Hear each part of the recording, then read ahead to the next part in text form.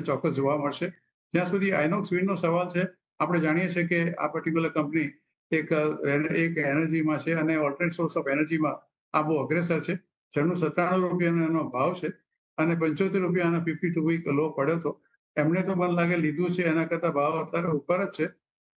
અત્યારે જે ક્રાઇસિસ આવી છે દુનિયામાં ઓઇલની અને એને જોતા હવે સરકારે એક વસ્તુ નક્કી કરી છે કે આપણી પાસે જેટલા બી રિસોર્સિસ છે અને કુદરતે જે કંઈ આપણે પ્રસાધનો આપણને આપ્યા છે, એનો ભરપૂર ઉપયોગ કરવામાં આવે.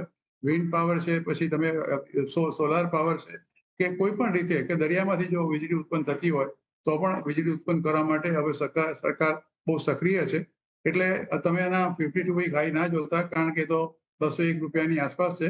અમુક કારણોસર આ particular company could not perform well અને છેલ્લે મને એવું લાગે છે કે somewhere in month of March એનો ભાવ ઘટીને ₹86 પણ થઈ ગયો હતો. પણ again it has taken up trend. એટલે થોડો હોલ્ડ કરી રાખજો. લાઈફ ટાઈમ હાઈ તો ₹261 નો છે. પણ થોડો સમય ચોક્કસ લાગશે. પણ અહીંથી મોટો જમ્પ મળે એવું શક્યતા ઓછી છે. કારણ કે છેલ્લા એકાદ વર્ષમાં તો 40-45% જેટલો ડાઉનફોલ થયો છે. અને છેલ્લા 3 વર્ષનું સર્વે પાડો તો કંપનીએ 225% થી પણ વધારે રિટર્ન આપ્યું છે. એટલે અત્યારે થોડા ખરાબ કપરા દિવસમાંથી આ કંપની ચાલી રહી છે. પણ સરકારની નીતિ જોતા મને એવું લાગે છે કે આ શેરનો ભાવ એકાદ વર્ષ કે દોઢ વર્ષમાં 105-110 સુધી પણ જઈ શકે છે. એટલે સ્ટોપ લોસ ₹90 રાખે અને હોલ્ડ કરી રાખે. તો આ બંને માટે હોલ્ડ કરીને ચાલવાની સલાહ બનતી દેખાય છે.